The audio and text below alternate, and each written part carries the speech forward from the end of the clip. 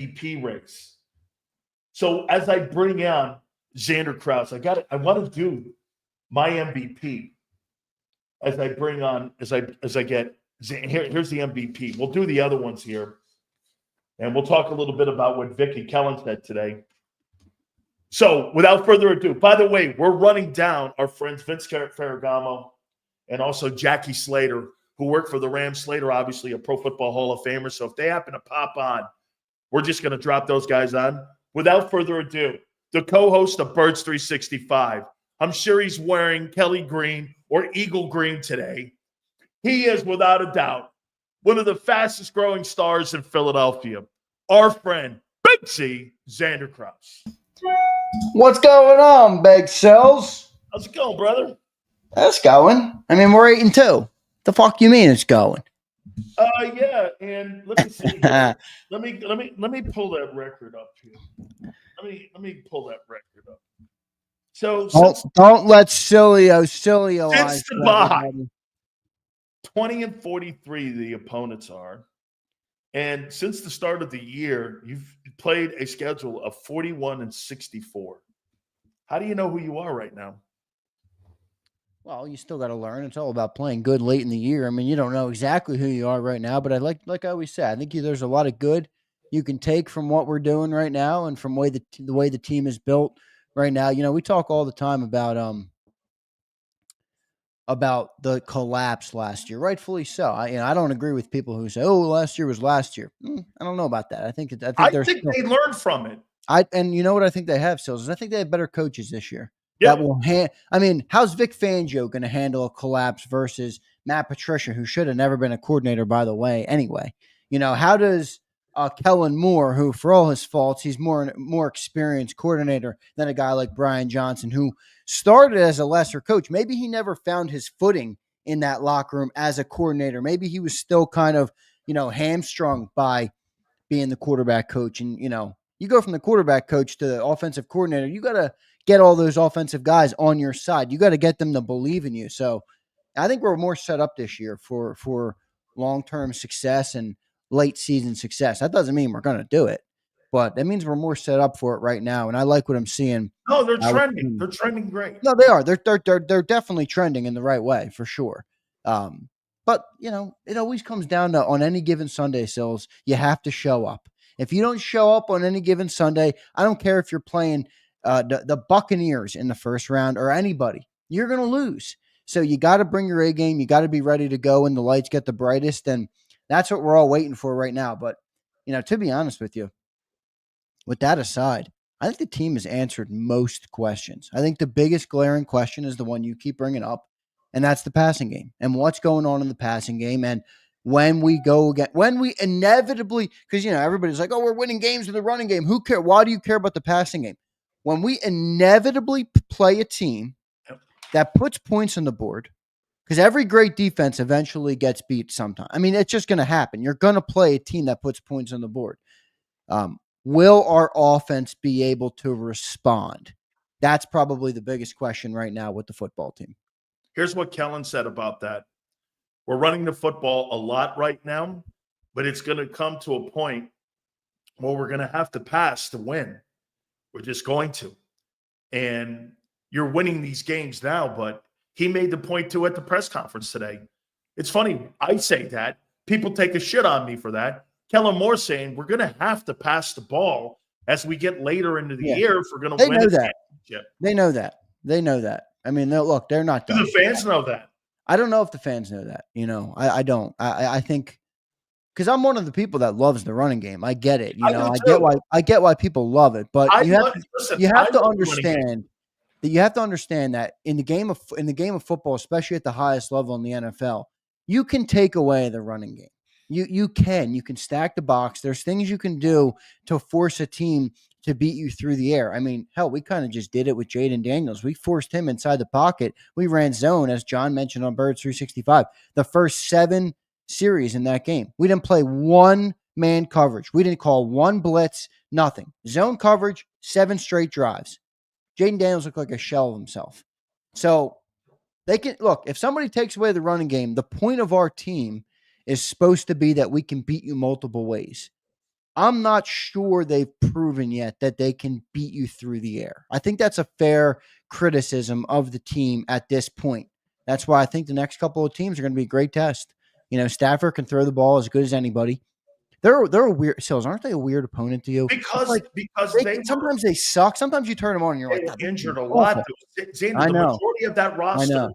they're not a 5-5 team. Yeah. I think they're more like an 11-win football team. That's And fair. they were injured a lot at the beginning.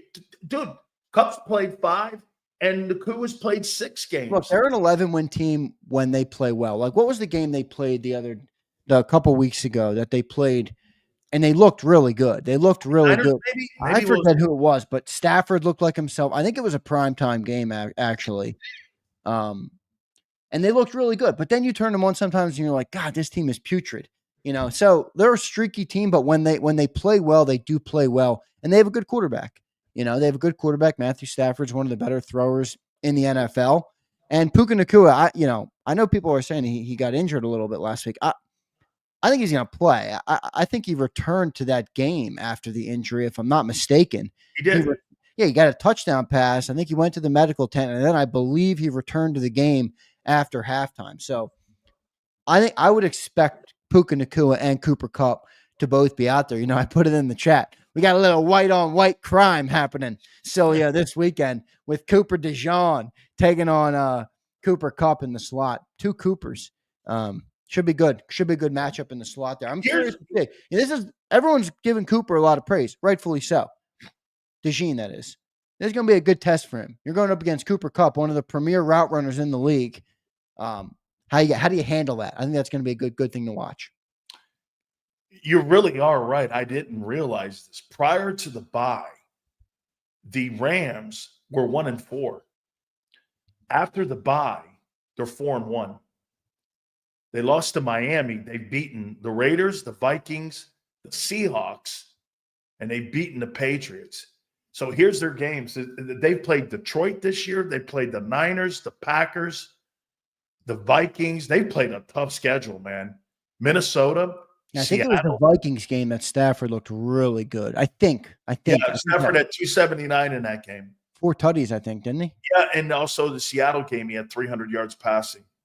Yeah, I mean, look, he's a passer. He's a great passer. There's no doubt about that. You can't take that away from Matthew Stafford. He's absolutely a great passer. Let me break some of the shit down here. By the way, I think in this matchup, you're going to see the 4 best rookies in the league as a duo: Fisk and Verse and Cooper DeJean and Q. This Fisk and Verse, Vick even said it, that they were high on their draft board and they loved them. And they were really thinking about potentially drafting these guys. You could sense it with him. Now, I would say this, and I said it, and I'm being honest about it. Seals, would you rather have Verse, the pass rusher, or would you rather have Q, the corner? I'd rather have the corner because I think it's more of a premium position in today's NFL. Oh, really? Even over Edge? I'd rather have the corner. I'd rather have the shutdown corner. Because today the league is a statement. I don't know about that. I think Verse is great. I don't think he's. We'll see. I mean, he's still a rookie, but we'll see about Q too. Yeah, you're right. No doubt about that. We'll see how good they pan out. I still think edge rushers they're the more premier position than corner. What corners have you seen moved? Yeah, but what's the best way to throw a great quarterback off his rhythm? Having a great corner, shut down. No, it's not. So you're telling me So you're telling me right now you'd rather have Max Crosby than Patrick Surtain? I think so. I don't know. Not me. I'd rather have a corner, man. Yeah, but when you build your defense, when you're building your defense, what do you prioritize first? The D line or the run? Huh? Stop the run. Well, that's where Jordan Davis comes in. They're a good run defense this year, the Eagles. The problem I have with him is he averages 21 snaps a game. And that's not good enough for me. Okay. And now I get that most of the time you're in nickel, which means 69% of the time you're going to be in third down personnel. He's going to be off the field. Now, again, I think my major problem, and I have to overcome it, is that he was severely overdrafted. Is he a good player? I think he's a good player. I do. I think he still plays too high, and I've told Clint that. But they are doing a good job versus the run, okay? But I think that has more to do with Carter. I think Carter has been a force in the middle. Look, Jordan's been good in that nose role. The pressure there is, or the question there is just, is that are you okay with that being all you get out of a guy that was drafted 13 overall? Many people are not okay with that.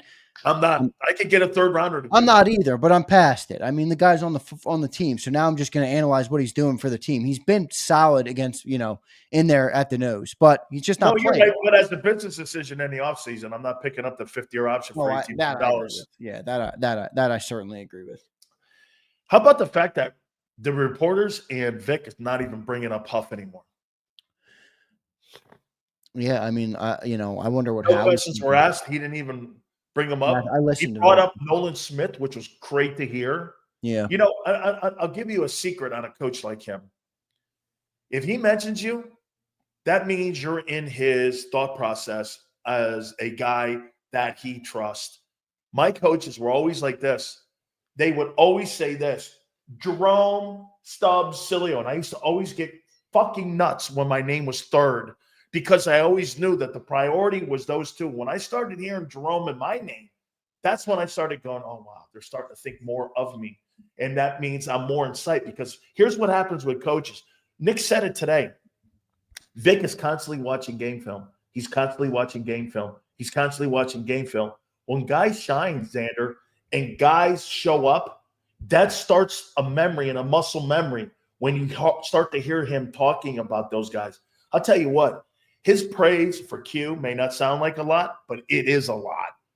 That guy praises that kid more than you think. When he goes, he's just getting better and better and better. This is the same guy that drafted Patrick Surtain.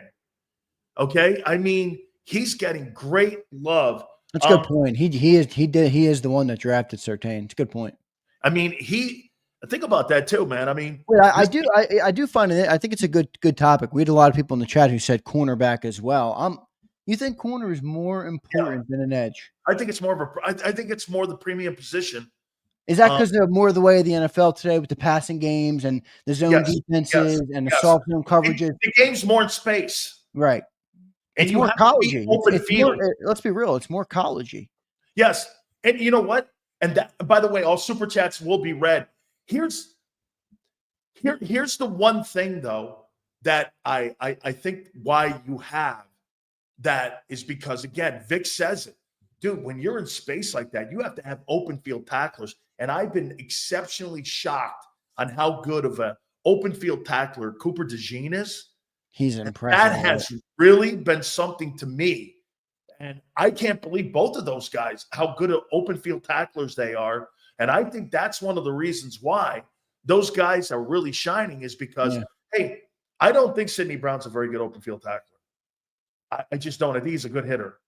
And I think he he is a gunner. He runs to the ball quick. You might be right, though. I don't think we've seen enough of it. He runs through players. I'm not saying he's not. Yeah. We haven't seen enough of it to know. I think I'm not ready to say that. Last year, I think he over pursues. Hey, real zeal. I think Zack Baun is great in space. I think he is. I mean, it's interesting. How many times do you see him in space? It's interesting with the point about Cooper DeJean, because I wonder if that's going to force them to keep him inside on the slot, even though I think he's good enough to play outside. But they might keep him there because it's closer to the line of scrimmage, closer to the ball, closer to the action. He's such a good tackler. It's interesting. Have you seen the Cooper DeJean song that's going around on Twitter? Oh my God. Every time it's been playing in my head all freaking day. Cooper DeJean is not a safety. It is so funny. I forget where I saw that, but I saw it somewhere on Eagle fans love him. On the Twitterverse. I saw it somewhere. It was pretty good stuff. I don't know if anybody saw that in the chat. It's really funny. How about when Vic was talking about Jim Johnson? I didn't realize that Jim Johnson was a USFL guy too, and I had forgotten that he was with the Oklahoma Outlaws, and he was also with the Jacksonville team. And those guys were all – that league was so – not this thing that you see, this UFL with merge. That's not near – that USFL had great foot – Jim Kelly was in that league. Reggie White was in that league. There were so many great football players. And Vick and him said something that kind of reminded me of Jim Johnson. And that is, hey, putting players in positions that utilize their skill set.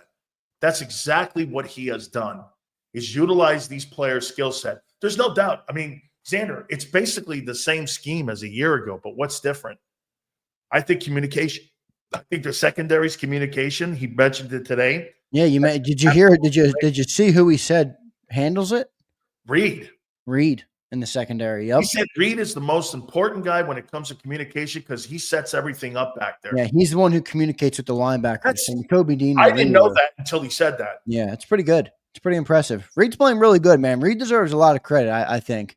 He's one of those guys that I think people write off. I mean, you go back to the offseason before we started. Many of you in the chat, I'm sure you don't want to remember this. Everybody didn't want Reed. They wanted to go and get Isaiah or whatever his name is, the guy that got Justin Simmons. They wanted to go and get everybody else except Reed Blankenship. He's turned out to be a real positive for the football team, and by no means is he a weakness on that defense at all. So he's done really good. He deserves some credit too. He's absolutely benefited from the coordinator change and having Vick back there because, I mean, and he was even talking about his interceptions and how he takes those low line drives. I'll make a point to you right here, Zander. They're 8-2 right now, and their depth chart here. By the way, all supers will be red. If I had to pick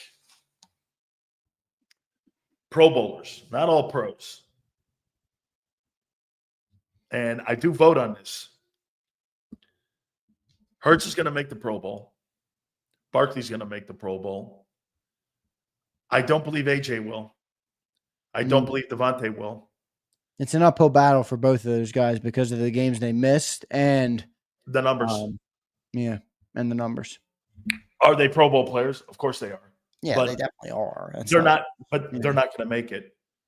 So you got Hurts and Barkley. Malata won't make it. Dickerson will clearly make it. Jerkins will make it.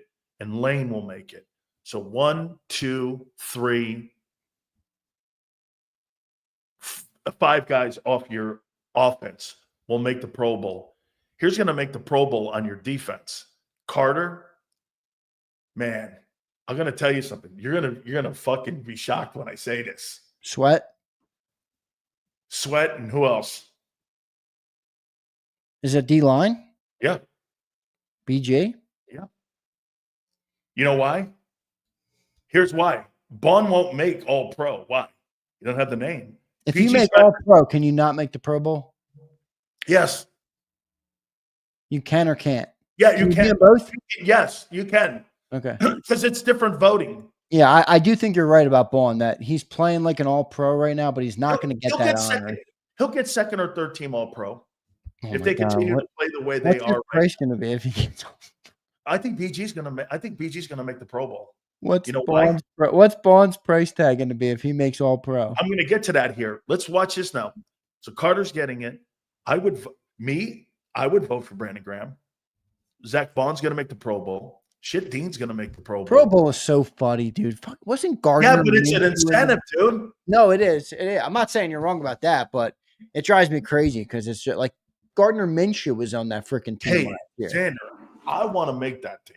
Okay, I mean, yeah, you do because it's career accolades. I get it. Absolutely, man. Yeah. Carter, Graham, Baun, Dean, Sweat, Q.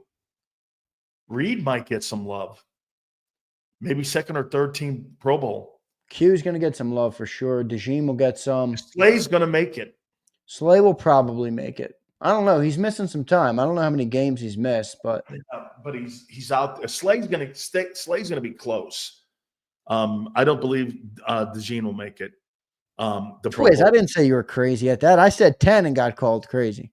I don't think they're going to go that high though, Twiz. I think you're going to. I said he was crazy for saying 12 to 15. I think you're going to have 10 people make the Pro Bowl this year. I think your biggest uphill battle with Baun is not about the Eagles. It's about with another team that comes in and says, "Hey, I'll give you all the money in the world." You know what I mean? And gives him the unlimited contract that he's looking for. And you know where he's going to go? He's going to go to San Francisco because they're going to move. Get rid of Greenlaw. Yeah, Greenlaw's hurt still, isn't he? Yep. They're going to move off of Drake. Yeah, but that was a devastating knee injury in the Super Bowl. Yeah, I remember it. Okay, And the so non-contact. here's where I can see Baun going. Tampa will pay. Miami will pay. I don't believe the Giants will pay. I think Minnesota might pay. There's no doubt Seattle has to always overpay to get people to go up there. Always has been.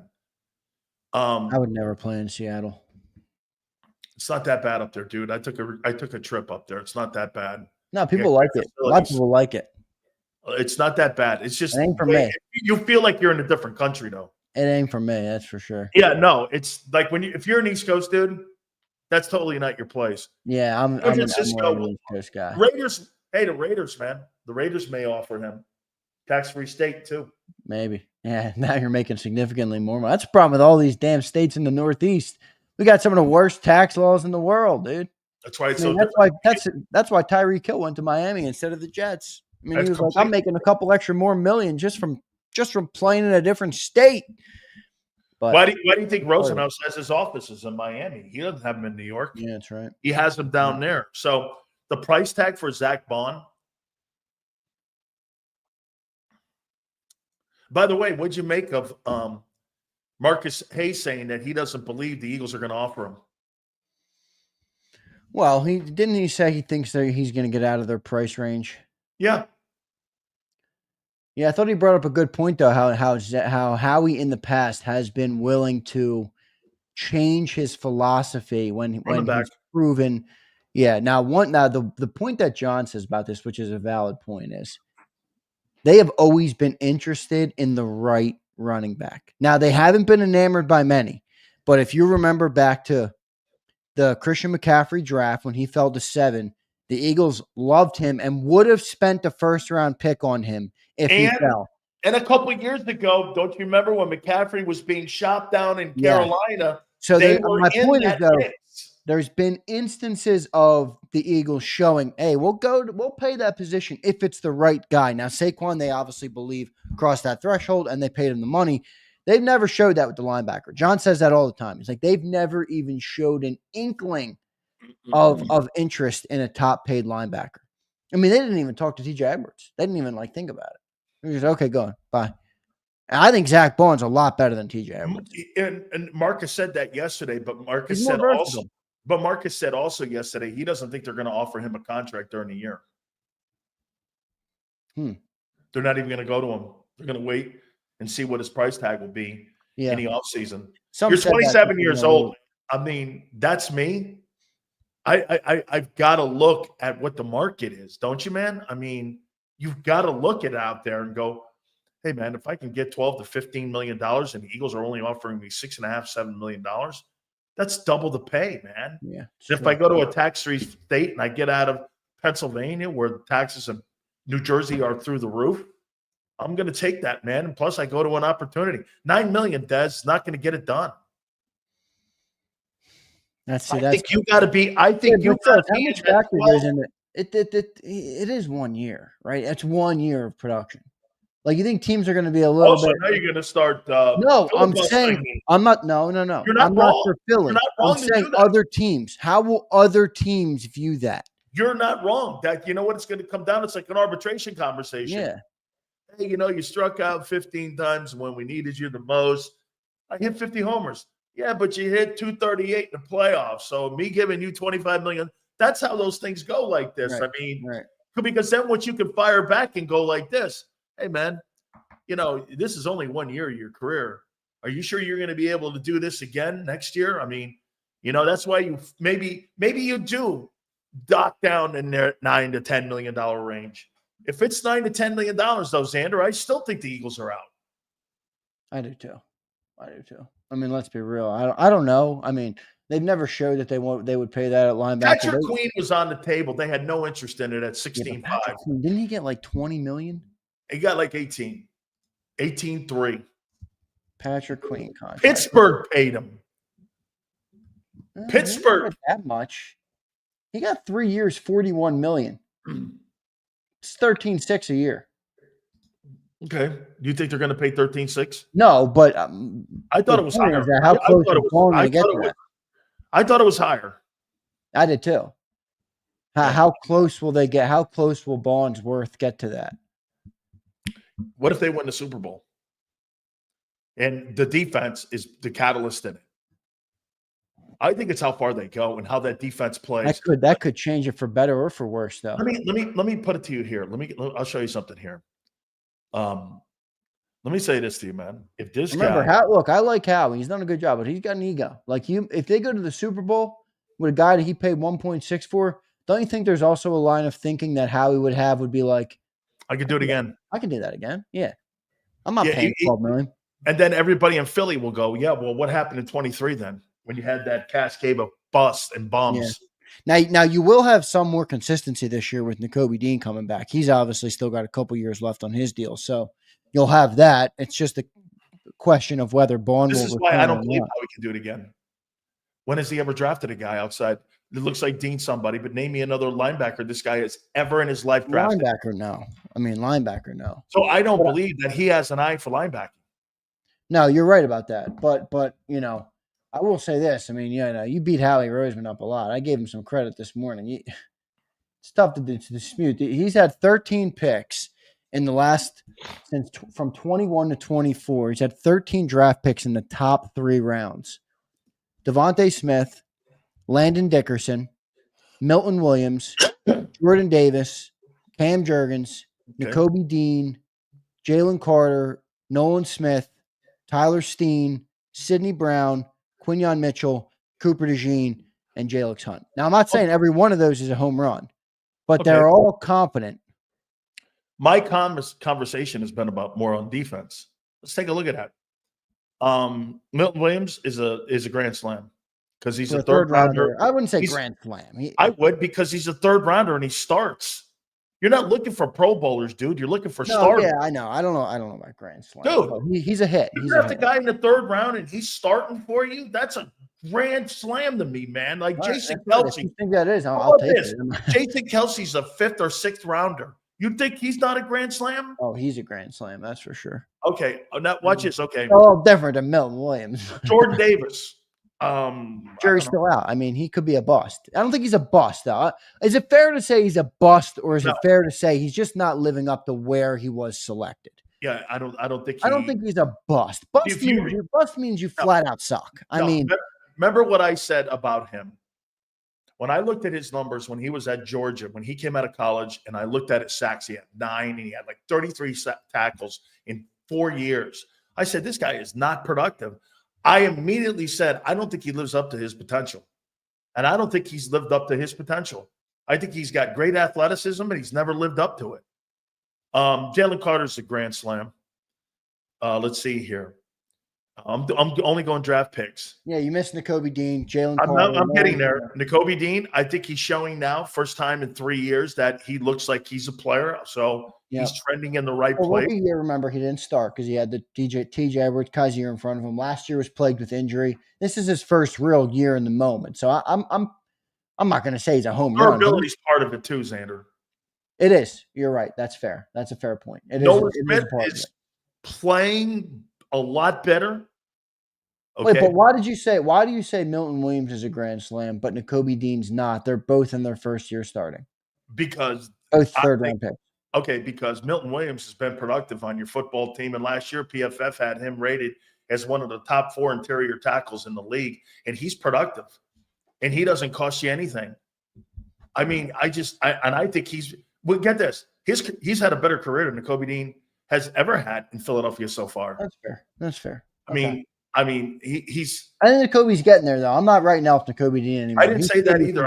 I said that 10 games is not swaying me on calling him a mainstay. All right, that's fine. I'm cool with that. He's not a mainstay yet, but he's trending. Look, I don't want to rip him. I'm not. I like what I'm saying. Josh Sweat is a 4th rounder, and he may get double-digit sacks for the second time in 3 years.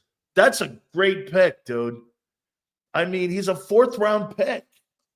mean, that's a good pick. Nolan Smith, I'd still have the jury out on him. Yeah, now you're getting into 2 years. So like we need a little bit more time to evaluate the rest of them. But there's still some players on there who are contributing to the football team. Even Tyler Steen, I know he's offense. You got Nolan, you got Sidney Brown, who was a contributor last year, obviously waiting on him to return. And then Quinion and Cooper are just year one, if you got to grade them on 1 year, they're grand slams. They're grand slams. How we changed the secondary with those 2 draft picks.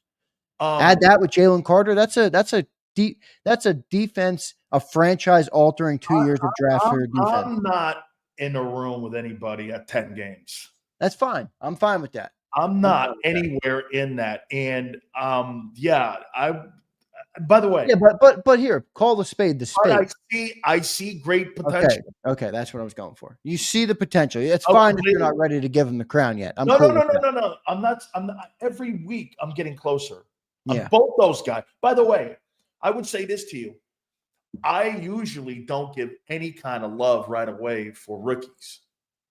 I gave a lot to Jalen Carter last year, and then he fell off the map. I had to think that had a lot to do with Patricia, and coaching and two-gapping and all that shit. I told Clint Hurt that, man. I go, why would in the world would you? Look what they're doing now this year. They're putting him in a three technique. They're having him on an outside shade. And he's ripping people a new ass. Well, and look, you know what they were doing a year ago? They were asking him to gap so that they could block for those shitty linebackers you had a year ago. And I'll tell you, Zander, the reason that front four looks a lot better this year is because of the linebacker play this year. The linebacker play has made that entire unit look better. Or is it the other way around? I think the way that Baun's playing, I think the way that the front four, I think it's all going, isn't it? Do you think it's kind of ironic? You had pretty much the same guys a year ago in the front four. Now all of a sudden these linebackers are stepping up and playing big. And all of a sudden your secondary looks better. And this is not really with a lot of pass rushing. You don't have a lot of pressure. That's the one negative that I have about your defense. I see it a little different. I see it more as Carter. Okay, who are you getting the pressure from outside of Sweat? Well, I think Carter's wreaking havoc on the inside a lot, and that's what's setting everybody up. I mean, it's allowing the linebackers to make tackles downhill. I think that's making it life easier on your secondary. Yeah, but come on. You don't quantify Jalen Carter's play on sacks. Hargrave had 11. I don't give a shit what Hargrave had. Are you going to sit here and tell me that Jalen Hargrave? You're putting pressure on the quarterback? I think Jalen Carter's playing tremendous right now. You have one guy this year in the front four that will have double-digit sacks this year. And again, I don't give a shit about the stat. Four. So you're telling me – so Jalen Hargrave is better than Jalen Carter is? I'm saying to you that you need more than just one or two guys putting pressure on a quarterback. You really think your edge rushers put pressure on quarterbacks? No, it's not their specialty. They're more of a product of people creating pressure on the inside.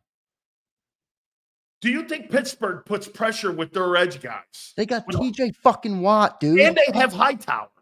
Okay, so they got great players on the edge. We don't have great players on the edge. We got great players on the interior. No shit. And I said that is an issue I have with your edge, is that you don't have a lot of pressure. Still got some production out there. They got 10+ sacks. This guy sounds like M. Reyes. Jesus. No, Christ. I'm not. You're telling me Jalen Carter has talking about the defense. He's not having a great year. I wasn't fucking talking about the DTs. I was talking about your edge pressure. Well, yeah, they got holy shit, guy. Wait. Sweat has 5. Nolan Smith has 3.5. Okay. Bryce Huff has 2.5. Brandon Graham has 1 or 2. Okay. I mean, you're looking at 14, 15 sacks in 10 games from those guys. It's not brutal. You don't have a game changer on the edge. Yes, I agree. You don't have a game changer. Okay. Like I said, right. Javon Hargrave. He had 11. I don't give a fuck what Javon Hargrave had. He did have 11. Okay, cool. The other guy had 6. Jalen Carter has made a bigger impact on that defensive line than Javon Hargrave had. 100%. Okay. Well, yeah. Okay. Sure. And once again, we'll see how that plays out because last year he fell off the planet. Let's see if he continues. Oh, wait. One thing. November 19th, folks. Again, here we are, November 19th. These guys were all doing the same shit to me, including Seth and everyone. I But didn't do anything to you. All I'm telling you is that Jalen Carter's and a you know what they fucking did? beast. They ended up. Oh, he was a beast last year. He was on his way to winning the Rookie All of the right, Year can I award. get the one point here I wanted to say? How about Jalen Carter playing 100% of snaps? Did you hear Vick talk about that a little bit? Amazing.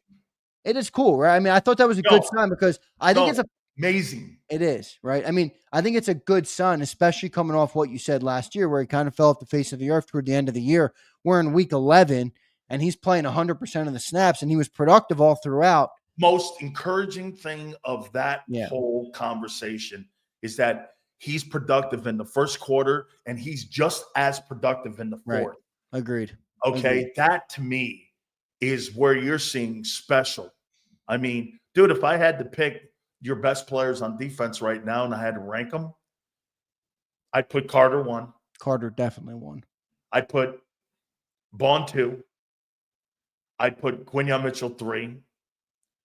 I'd maybe put Sweat 4. Put Sweat 4. Now, do you go Cooper or Reed? Cooper's missed. Remember, Cooper's have played what, 6 games, 7 games? Yeah. I mean, the first game back, he had very limited reps. So I think you got to go Reed. 3 turnovers there. I think he's been solid at the safety. He's been the better safety. He's the leader back there. He is. And remember, we signed C.J. Gardner-Johnson. He was supposed to be the good one. Reed Blankenship has turned out to be the better safety of the two. So maybe, I mean, look, Cooper's right there, though. I'm not knocking Cooper DeJean. I just think that when you miss the first couple of games, and he's played, what, 5.5 games, you know. I would probably put BG after that. I mean, then Slay. Slay's been pretty good. I know you're right about him missing time, but when he's on the field, I mean, quarterbacks are still kind of afraid to go to him. They don't pass, they don't throw his way very much. So Slay's still been good. By the way, this is gonna be the best test for that secondary, because the last time they had a test like this, it was Chris Godwin and Mike Evans, and this one's gonna have, because Higgins didn't play in that Cincinnati game, right? So now you got Puka Nacua and you have Cooper Kupp. Did Mike get hurt in our game too? Mike Evans? I thought Godwin got hurt in the Eagle game. I thought he got hurt in that game. I thought it was like somewhere like halftime. He got hurt before they got into the half. I thought Mike Evans. I don't know why I thought Mike Evans got Mike hurt. had 94 yards in that game, and Godwin had 70. Those guys were pretty productive. No, he didn't get hurt. Yeah, you're right. He didn't get hurt in the Eagles game. He played after that. He got hurt in the Baltimore game. Here is my MVP candidates. I turned it in today to NFL alumni. Oh, I'll be interested to hear this. What is it, your top 5? Top 10. Ooh, top 10. Whoa, you're going deep. Oh, I have to fill out a ballot. By the way, guys, here, you want to hear something really fucking ridiculous? Lou Groza sends me a ballot. It's fucking place kicker. What do I know about fucking place kickers, man? I don't know anything.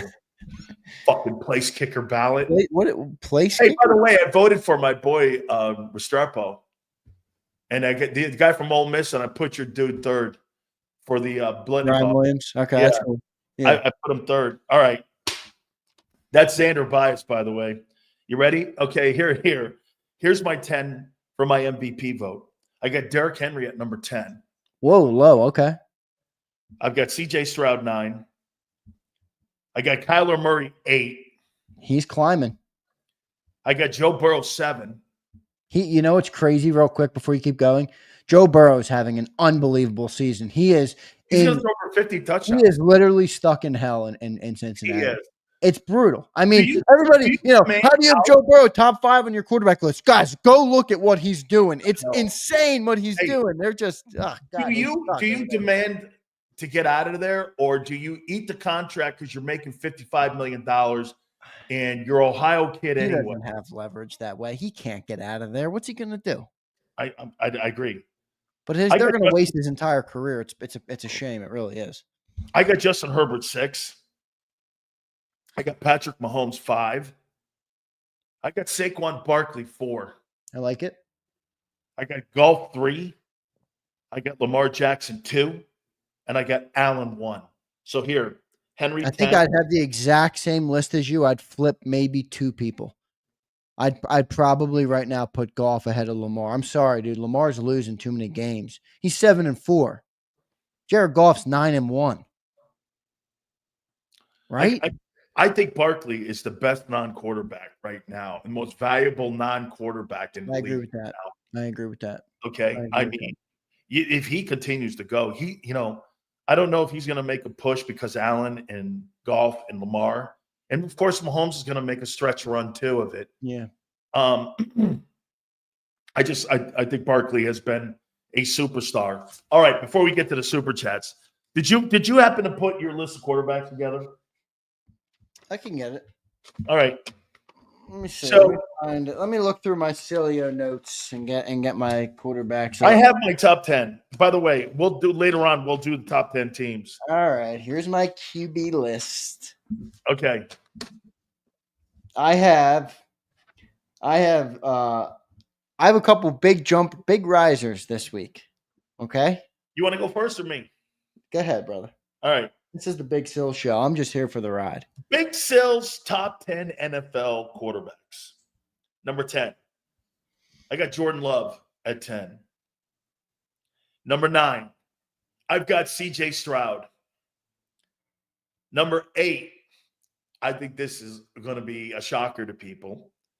I have Russell Wilson. Number 7. I've got Kyler Murray, Arizona. Number 6, I got Justin Herbert. Number 5, I got Joe Burrow. Number 4, I got Mahomes. Number 3, I have Lamar.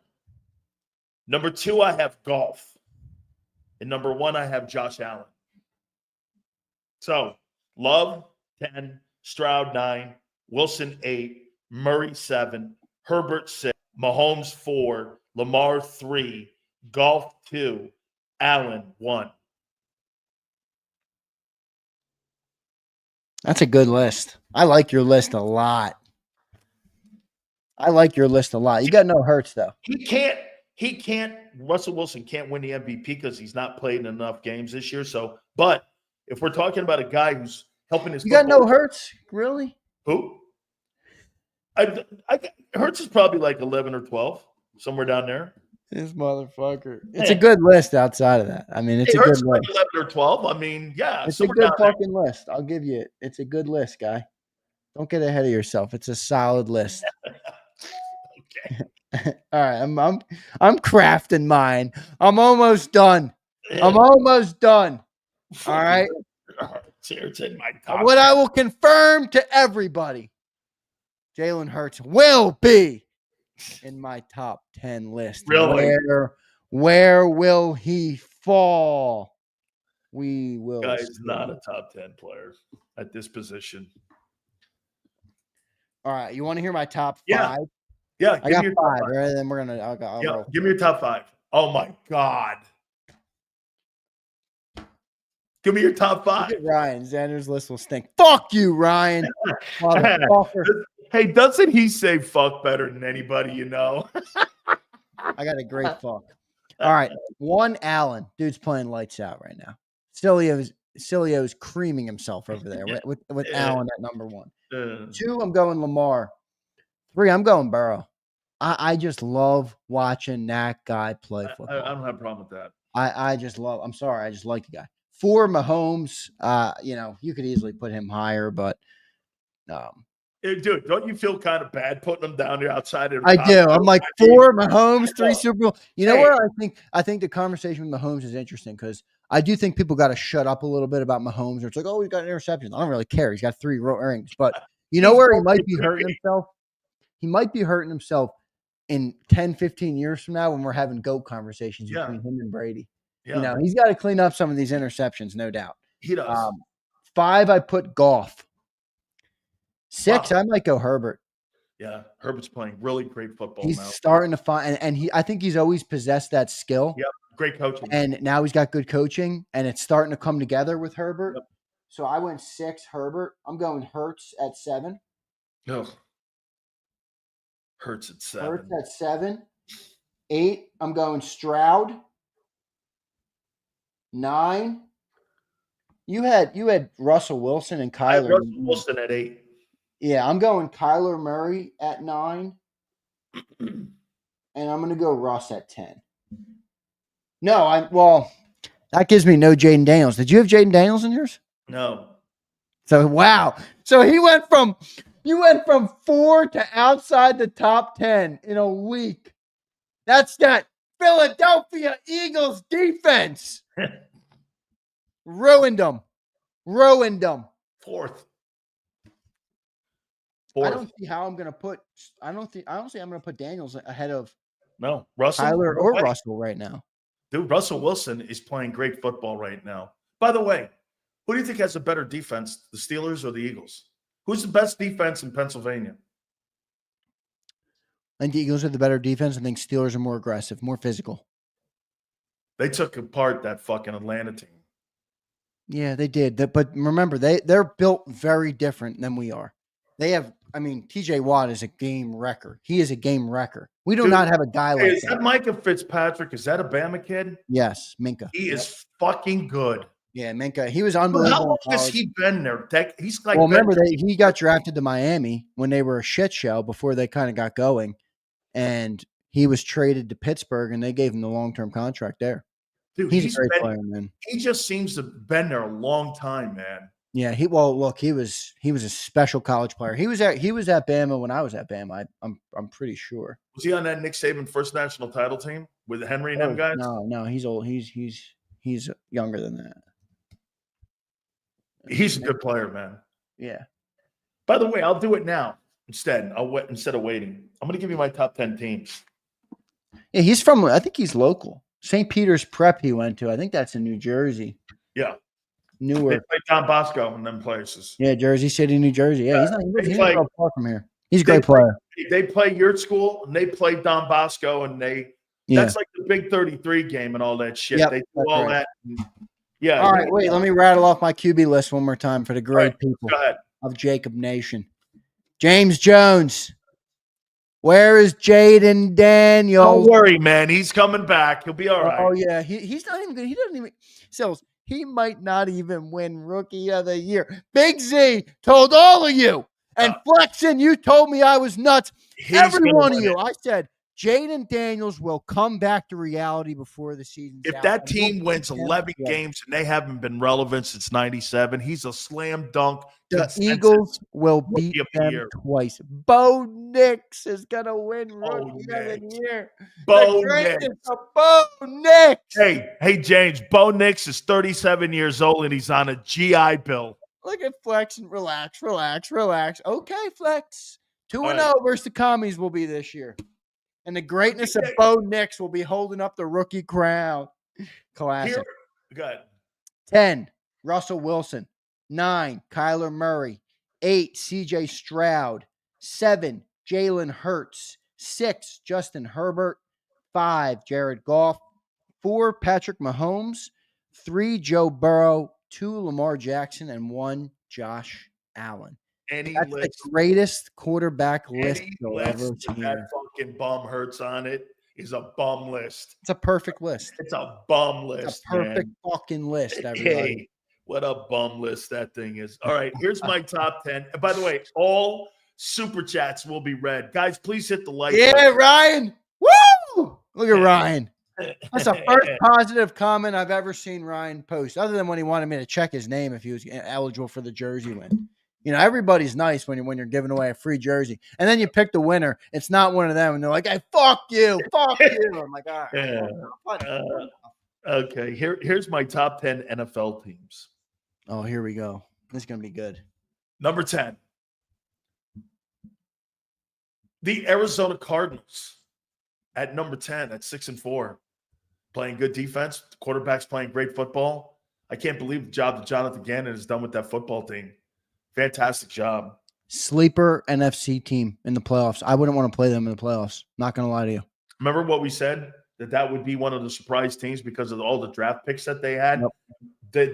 They put it together. Number 9, James Jones. The Washington Commanders sitting at number 9 at 7-4. Number 8, The Green Bay Packers are at number 8. Birds top 5. At number 7, the Philadelphia Eagles at number 7. Hey, fuck that. Number 7? Number 6, the Minnesota Vikings. Number 5. Sam, let me take Sam Darnold over the Eagles. Yeah. Actually, they played a better schedule than you. I don't They've give a beaten shit better who they teams. played, dude. You put me under the lights late in January and you tell me it's Sam Darnold, I say fucking bring it. I'm telling you, Bring it. I'm telling Bring you it, baby. right now, to this point, they've played a better schedule than that I bullshit. dream of That playing the bullshit Vikings. schedule. That bullshit schedule you I play. dream This of guy's played playing 4 the Vikings. teams with 2 wins. Give me I a dream of fucking playing break. the Vikings in the playoffs. I dream of it. Here. So they've beaten the Niners. They've beaten the Packers. They've beaten, let's see here. Oh, that's a shitty loss. 31-29 to Detroit.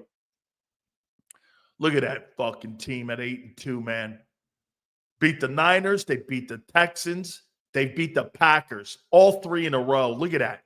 Niners, Texans, Packers.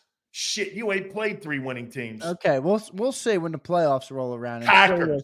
Silio's got the Vikings. Minnesota Vikings. Sam Darnold and Kevin. They're like a cupcake team. The Vikings. They don't scare me one Actually, bit. they There's only one component of that. Actually, team. you know who the Eagles have played? Who's that team you fucking played at Alabama last week? Mercer. What do you mean? They just played the number eight team on your you just NFL played rank. Mercer last weekend. I don't give a shit who they played. Hey, they gotta win. the Eagles schedule looks like they played Mercer.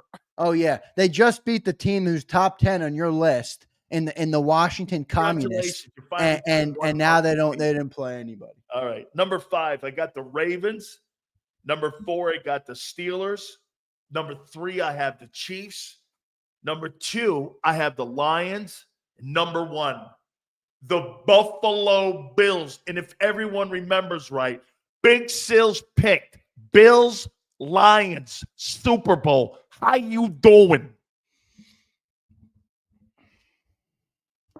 That's my bold prediction. Go ahead, rattle them off one more time for me. Number 1, Bills. Number 2, Lions. I agree with your top 2. Number 3, the Chiefs. Number 4, the Steelers. Number 5, the Ravens. Number 6, the Vikings. Number 7, the Philadelphia Eagles. Number 8, the Green Bay Packers. Number 9, the Redskins. And number 10, the Cardinals. That, my friend, is how you do it. All right, you want to hear mine? Yeah, I do. All right, work with me because I didn't write them all down, but I've made a quick sketch. Okay. Yeah. James Jones, your communists have fallen out of my top 10. I regret to inform you, but the commies are no longer a top 10 Hey, football James team. Jones, what he doesn't realize when he Sitting at 7-4. Get this, James Jones. When he drops him out of the top 10, that means that fucking schedule's even worse that Philly's played when he doesn't have a team. Guarantee you his list will have only one team on it that's in the top 10 that they've played all year. Go ahead. Let me hear this shit. Number 10, I'm going the Chargers. I think they've made a leap. I like them as a top 10 team right now with the Chargers. You like them over the Cardinals then, huh? I have the Cardinals in there. Oh, okay, no. Fair. Wait, let me look. I'm trying to do it. I got it. I did it mentally, but you're right. I should have done. Chargers. That's good though, man. You know what? I may have missed on the Chargers because they're good. I like them. I like them, right? And I really like Herbert. They're more healthier on defense this time. Joey Bosa is playing too. Okay, he's playing. He's playing good too. Yeah, I'm raised. Shut up. All right, Chargers 10, 9. Give me the Packers at 9. I'll take the Packers at 9. At 8, You know what? Give me the Texans at 9 and the Packers at 8. All right. The Texans, I'm a little bit more down on right now this year. They're not wowing me like they did a year ago. I think that they might have Derek Barnett's not making you move. yeah. I think CJ Stroud is kind of not regressed, but he doesn't look quite as explosive this year. He's throwing more picks this year. Yeah. So 10 Chargers, 9 Texans, 8 Packers, 7, I'm going Vikings. 6, I'm going Steelers or Ravens. 6? Ravens, because I think the Steelers beat them. I mean, how can I deny that?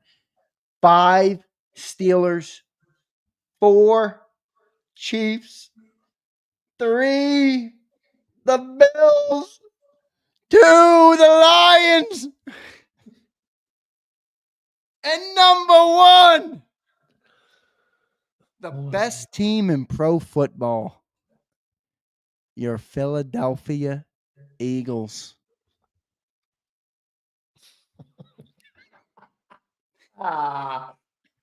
Holy shit. That's fucking. The Eagles are better than the Lions and the Bills. Dude, fuck the Lions. You want me to sit here and cower like a fucking dog to the Lions? What a shit. They're a good team. Any given Sunday. This is the worst week that you've been on my program with this list. This is your worst day in history. You are taking a massive fucking gutter ball on the bowling lane. Holy cow. This guy threw 3 gutter balls.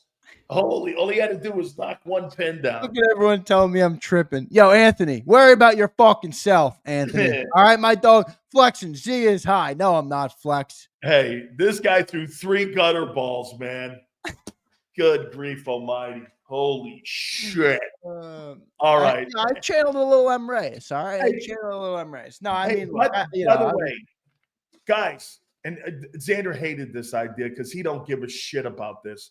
But I said this. I saw that dude got canned at Temple. I want you to have some football here.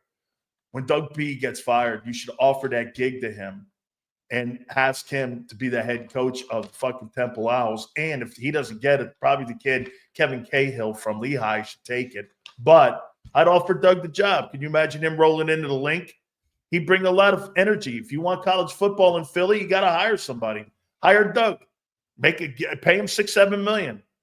But then again, you guys don't give a shit about college ball in Philly, so I get it. I mean, that's Silly wants Doug. It really doesn't matter. I said, Silly, you must not have been to Philly in a while. Nobody gives a shit. By the way, I get it. I get it. I'm just trying to. Hey, I'm trying to hook you up here because we like you and me like college football. I'm just trying to help you here. I'm just trying to help you, man. All right. I mean, look at this. Look at this motherfucker. Let me tell this dude something real quick. Josh Herman. You know, this he won the jersey. He just emailed me. I just emailed him back.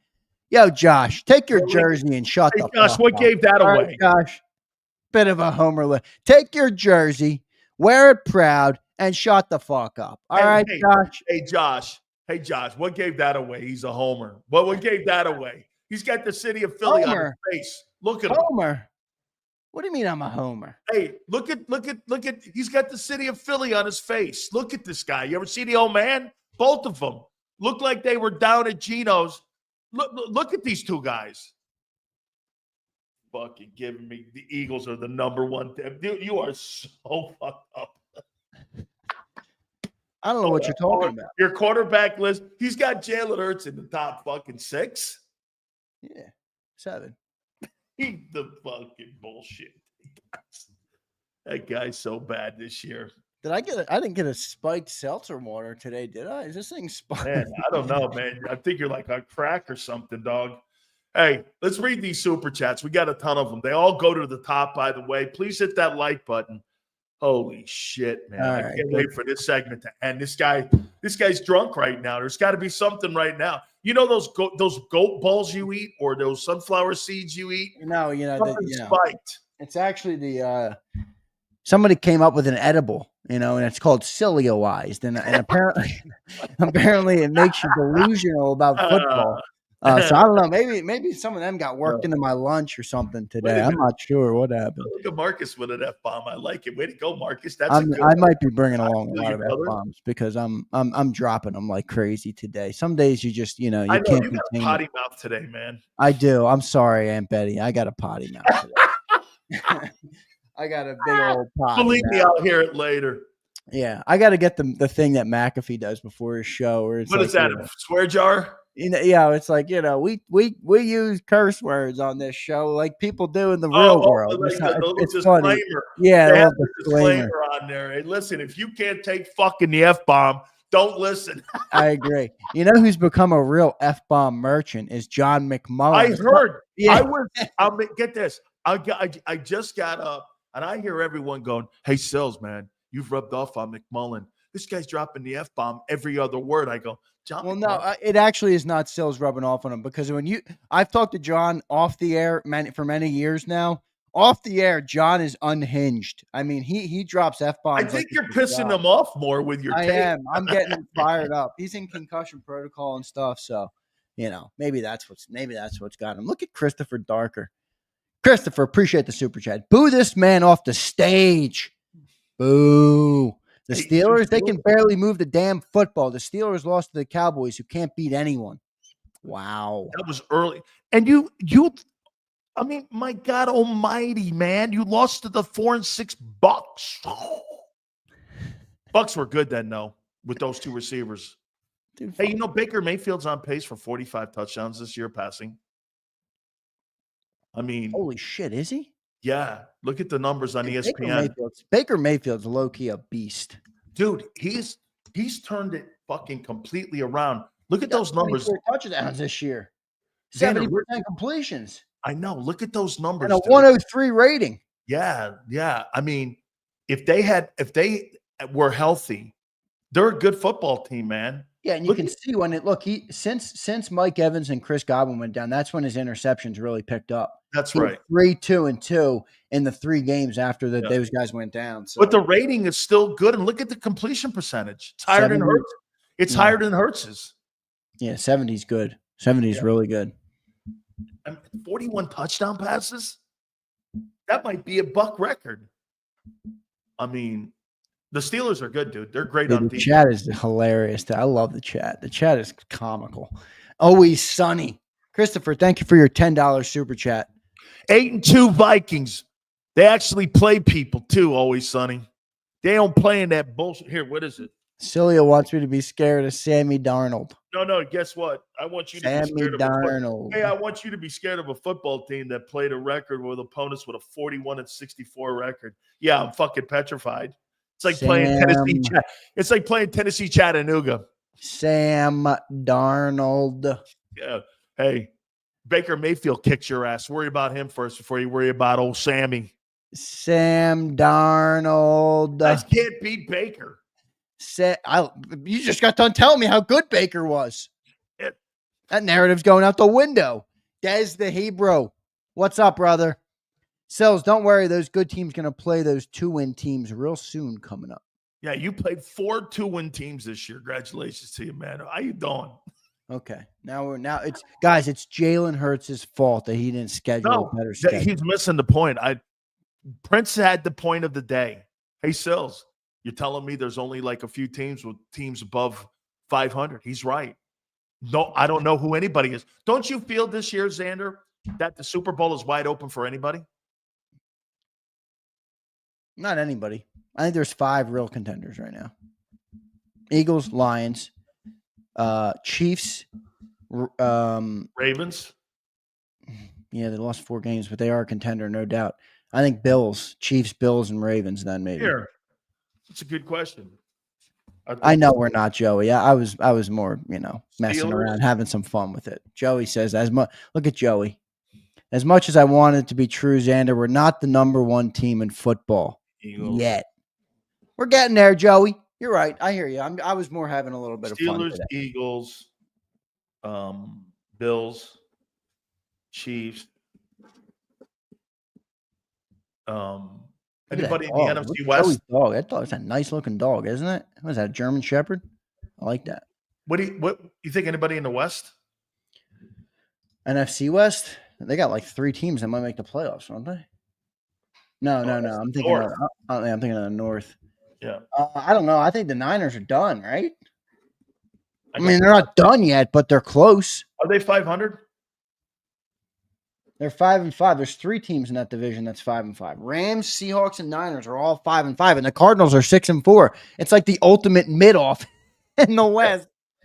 The ultimate mid-off going on in the NFC West. A bunch of 5-5 nothing burgers. So how about that? Steelers, You watch. Eagles, Smith will win a couple games, and Sileo will be telling me to be afraid of him next. Steelers, Eagles. No, that's be afraid of an A+ fucking roster and a C+ coach or a C+ quarterback. That's what you have in Philly. You have an A+ roster and a C+ quarterback. Congratulations. Number 1 ranked defense in the NFL. Thank you very much. Thank God, because that quarterback ain't going to help you. Thank you very much for the That number QB 1 ain't ranked gonna fucking defense. help you. Vic Fangio, cheers to you, brother. I will be sending you some Sileo-ized edibles in the mail. That quarterback ain't going to fucking help you. That's for damn sure. Oh, Hey, shit. look at it. Here's the passing leaders right now in the NFL. Burrow, 3,028. Lamar, 2,876. Cousins, 2,807. Geno Smith, 2,781. Stroud, 2,628. Purdy, 2,613. Stafford, 2,557. Allen, 2,543. Mayfield, 2,505. Golf, 2,492. Who's missing? Let me guess. That wishbone QB or that Wildcat guy you got. This dude's a scrub. He can't even put Jalen on his top 10 because he knows he's got another plate of crow. Let's get to these guys. Yeah, they're coming in fast and furious. Harv says, I don't think Hurts is top 10. I think he's top 15. He needs significant improvement over the middle of the field. Sills, how are you making super chats when you're on live on the show? Huh? This guy he just rolled me in. Harv, what's that? A picture from Google of some random stream dude, and this is Silio's burner account? What is this? Hey, Harv, you have now been Sileo-wise like McMullen. Come on, Harv. You're better than that, Harv. Yeah, no, hey, Harv, you're great. Minka is great because of what he did for Hurricane Sandy. Oh, I didn't see that. Did he do a bunch for that? That'd be cool if he did that. I didn't see it, though. Look at Bald Eagle. I like that name. Hey, Bald Eagle. You know who the newest Bald Eagle is? It's not about the good guy award. This show is about winning games. Hey, we talked about Minka. He's giving a little love to Minka. Lighten up, guy. Who's Minka? Minka Fitzpatrick. Oh, the guy in Pittsburgh. I love him. Yeah, you do. I thought you were talking Micah Parsons. I'm sorry. No, Micah. That is to this day. That is John McMullen's worst take. Yes. It's his worst take that Micah Parsons is a generational talent. He's a good player. He's not generational. No. Miss me with that BS. Do you agree? You could name probably 4 better pass rushers. I'll name them right now. Myles Garrett, TJ Watt, Nick Bosa, Crosby. Crosby's close. You could maybe argue one or the other with those. Aiden Hutchinson. I mean, is he even top 5? Holy shit. Where's 304? Where's 304? Right. Dio checks in. I now know Dio because he joined the postgame show, but his name used to always confuse me. Jalen All Sicko Dio Mad Day. Didn't most of Reed's interceptions come after DeJean started at nickel? No, he had the one in week 1 versus the Packers. And then I think the other 2 did come after DeJean started. But the first one was in week 1. I know that. Bald Eagle. Bald Eagle, you know who I think of now when I see your name, Bald Eagle? The newest flying Bald Eagle. Hey, Bald Eagle, I'll give you this. Let me finish. God, you and John, it's like making a filibuster for talking. Oh, really? Holy shit, man. Don't talk about filibustering, man. Holy shit, this guy ruins my Corona drinking every fucking post-game show. Oh, my God. I think of Zack Baun, the newest Bald Eagle in Philly. Zack Baun. He says, I don't know why people didn't want Reed. He was top coverage safety last year right before our collapse.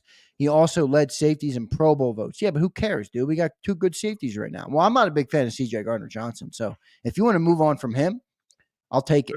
They will. I'll They take will it. move on for him, and they're hoping Sidney Brown probably takes that spot. Look at Bone the Bonehead, says Sills. How in the blue hell you have Herbert and not Hurts, bro? Man, F your list. Dude, Hurts is a bum. He's not a bum. Not a bum at all. He's not a bum. Okay, You know what the funniest part is? He'll never be in my top 5. When Jalen Hurts ultimately lifts the Lombardi Trophy, Yeah, okay. you know how many people will look at that and then immediately think of you is crazy. How many people will Hey, do that? how about when the guy goes like this last year? He's sitting in the stands there at Lincoln Financial when the 49ers are rolling the Eagles over. That fucking Sileo, god dang him, man. Hey Sue, I'm mad at you still. You won't put red bottoms on. It's all good. Go ahead. I'm sorry. So I'm not mad at you. Keep messing with Sills. It's great. Bald Eagle again. Oh no, we got that one. If Gruden coached the Eagles, he'd get a new QB. And if Gruden coached the Cowboys, he'd fire everybody, Micah Parsons included, and say, I'm even a better podcaster than you. Micah? He would, man. John Gruden. You got plenty to worry about in Dallas, dog, including roof tiles in your $1 billion stadium. Yeah. He's 304. I love you. Dude, John Gruden's going to get a job, man. Oh yeah, he will. Now he's going to get a job. It's pretty funny. His content with Barstools, I got to admit, it's pretty good. He's outstanding.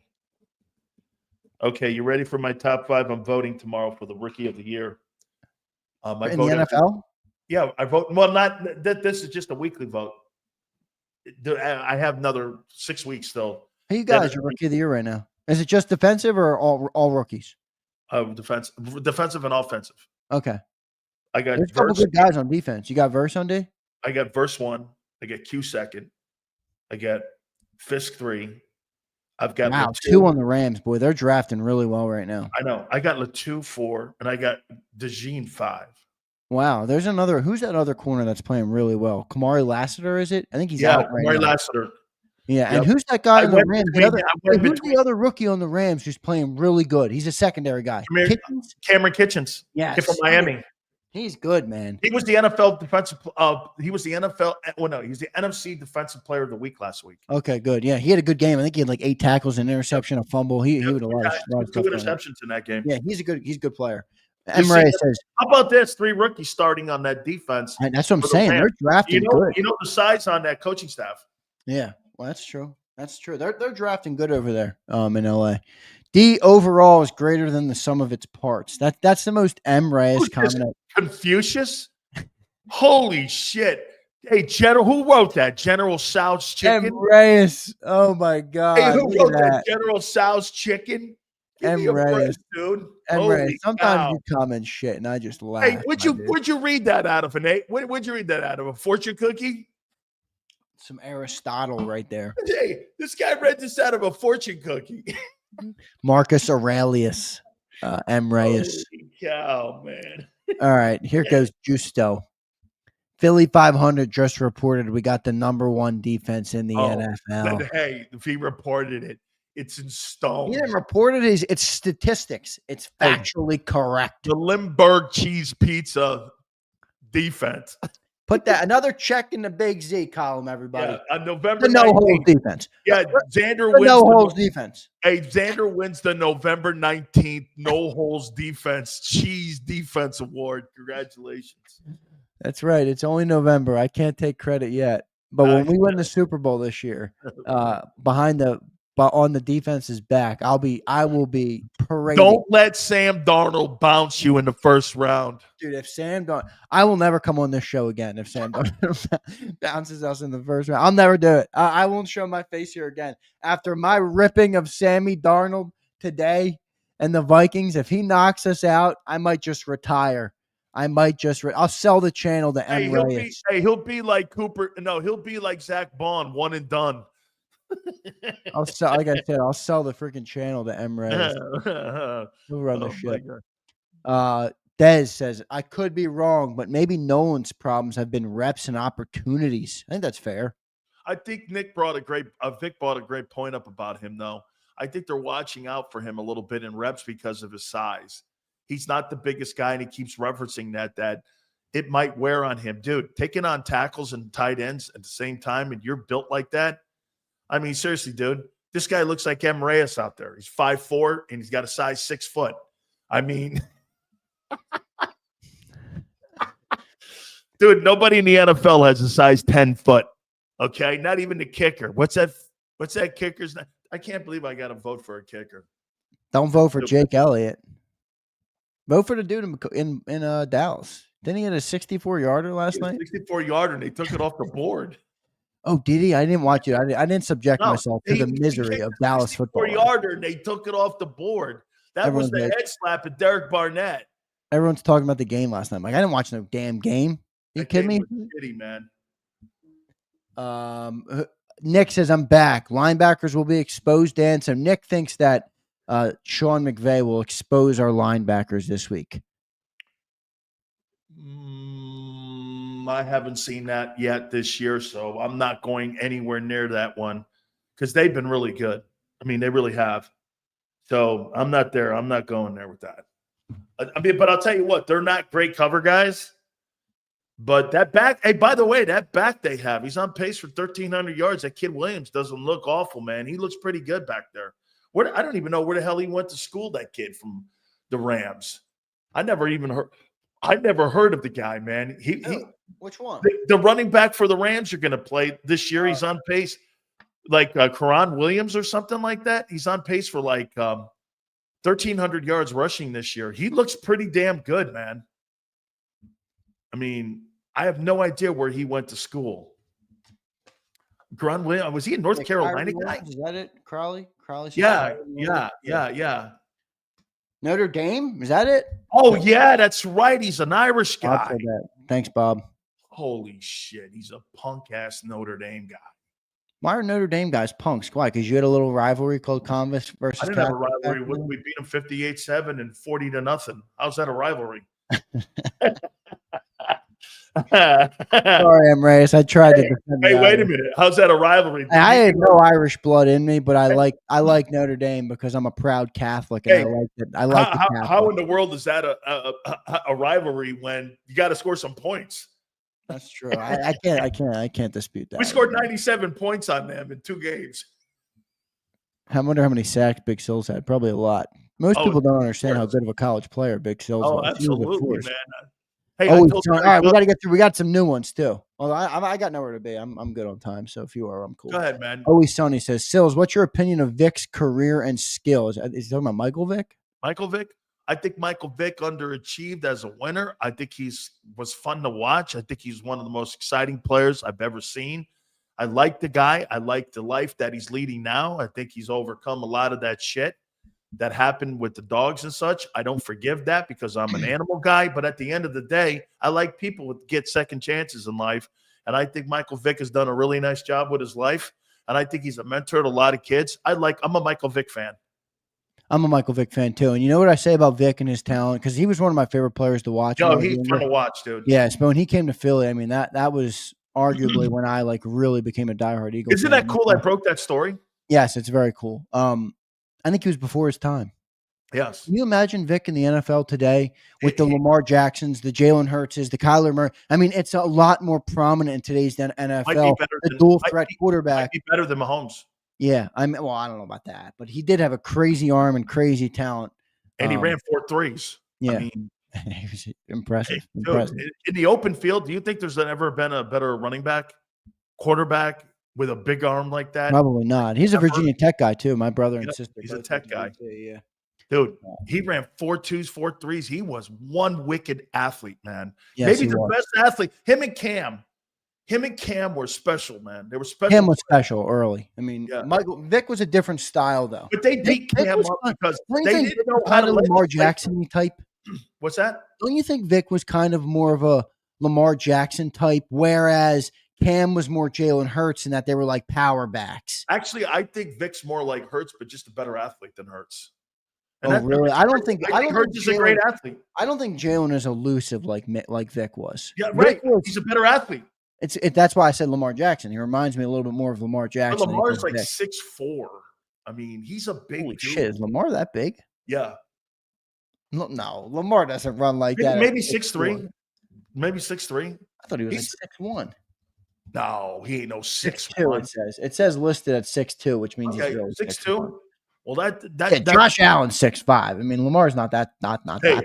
you want to know a big dude? Stand next to Justin Herbert, dog. Yeah, that motherfucker. Hey, you see that picture I posted? This I dude can know. eat like a bowl of soup off my head. He makes you look like Lil Sills. No Lil shit. Sills. And I'm 6'1.5". That guy is enormous, man. Yeah, let's keep rolling. We got a couple more super chats in here.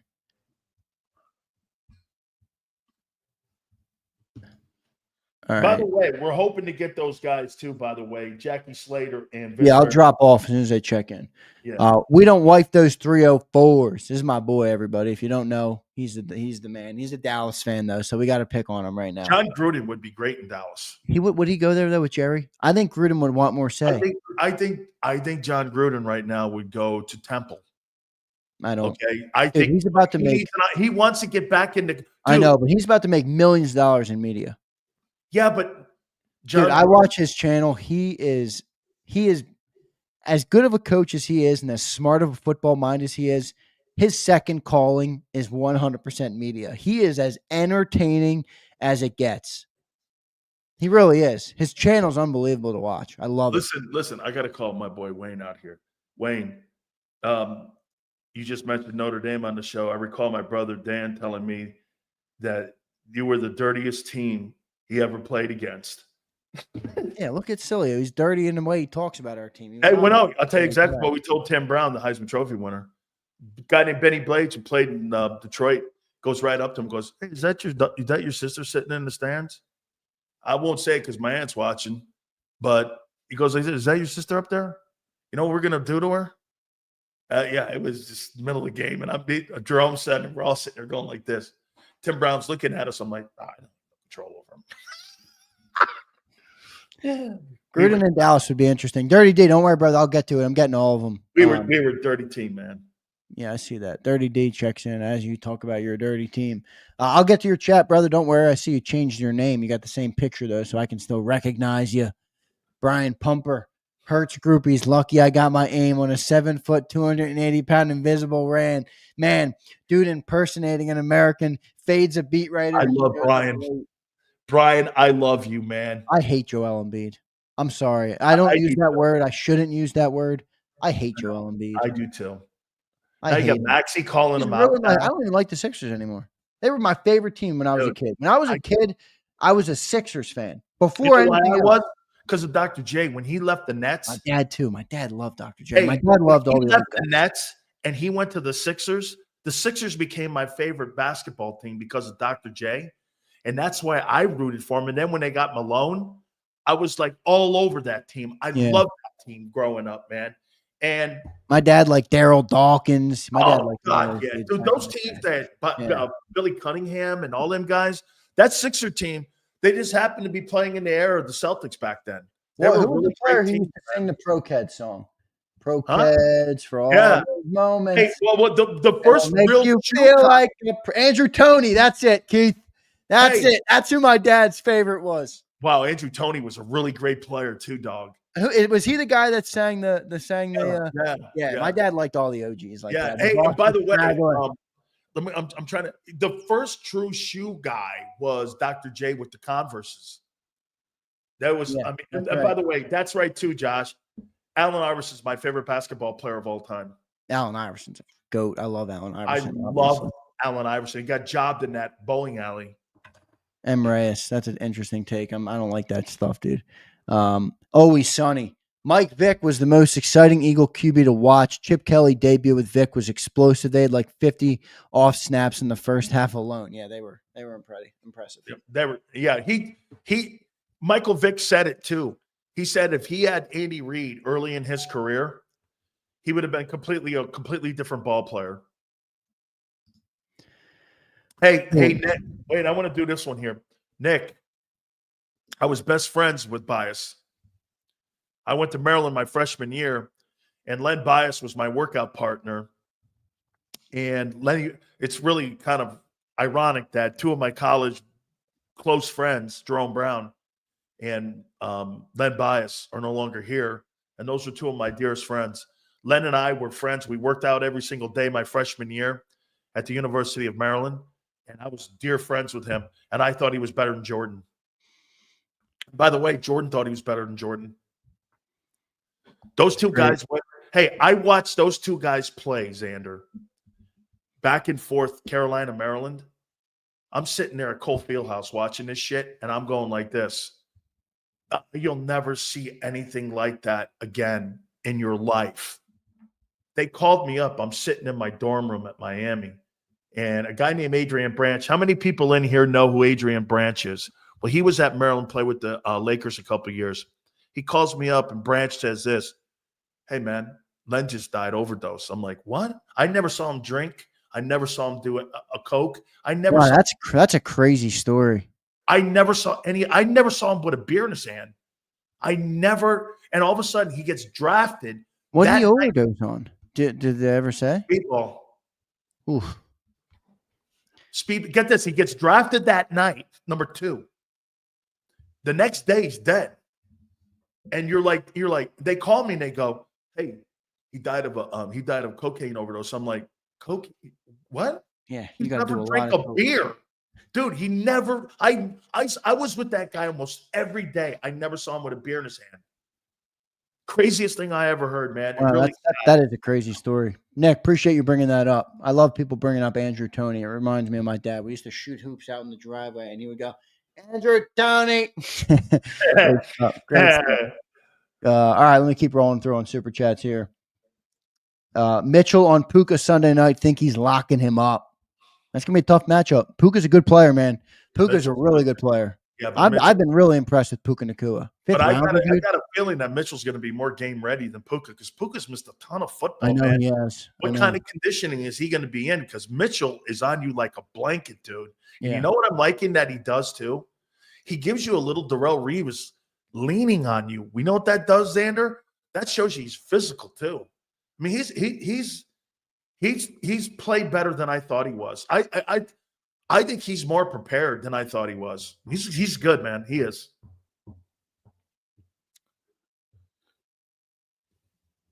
Dirty D checks in. Appreciate you, Dirty D. He says, Sills, I think Sean Payton heard what you said about him and said, hold my beer. Broncos looking good. Scab.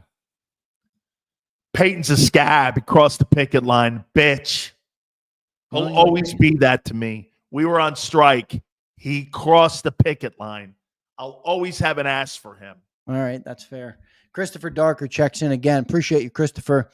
Sills strokes to Detroit, who lost to the Bucs, struggled against the Cards and the Rams. Not to mention they put up 24 on the Packers. You struggled the Browns and the JAKIB. Let me read it. They beat up on teams like last year's Cowboys. Dude, they're 9-1. They just put up a 50 burger 3 times this year. What the fuck are you talking about, Christopher? It's the fucking NFL, dude. There's going to be close games. It's a stupid take. How many games have they scored 40 or more this year? 3? Dude, the Lions have put up 53 times, I think. Oh, 50 is it? They have a couple 40 burgers too. Ready? Let's rattle it off. They put up 42 on the Seahawks. They put up 52 on the Jags. They put up 52 on the Titans. And they put, so that's it. So that was 3, 40, and 50. Yeah. I thought it was 3 50s. Still, I mean, they got 3. I mean, we haven't even put up a 40 burger yet. Yeah.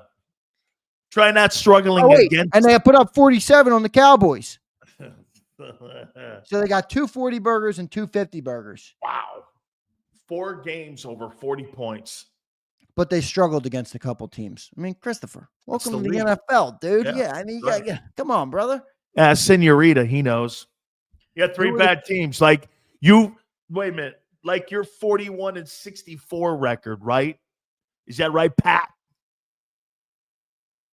Who are the quarterback total TD leaders? Who fucking cares? Who's the TD passing leader? That's the only thing I give a shit about. Eagle fans love the total touchdown metric. They love it. What is this fantasy football, Jalen? Did you see Saquon change his contract incentive so that it had no touchdowns in it? Genius. Brilliant. Genius. Brilliant. He said, I'm not letting Jalen chip me out of a couple mil with push. Yeah, brilliant. Good stuff. Harv says, it's not my fault. Big Sills is the only one making sense. The only other guy I listen to as much, if not more, is Seth. They both know their shit. Thank you, I think Harv. Seth's a little off base on the Jalen Hurts stuff, though, because Seth is like crying that we don't hold Jalen to the same standard. I'm like, or that we don't hold other quarterbacks to the same standard. I'm like, Yes, we do. dude, you're in Philly. You're going to see Jalen Hurts stuff more. Dude. Lamar Jackson gets ripped. Josh Allen gets ripped. All these guys get ripped, guys. I mean, come on. Harv.